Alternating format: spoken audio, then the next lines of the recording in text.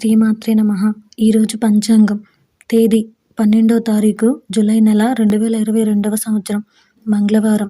శ్రీ శుభకృత నామ సంవత్సరం ఉత్తరాయణం, గ్రీష్మ ఋతువు, ఆషాఢమాసం, శుక్లపక్షం.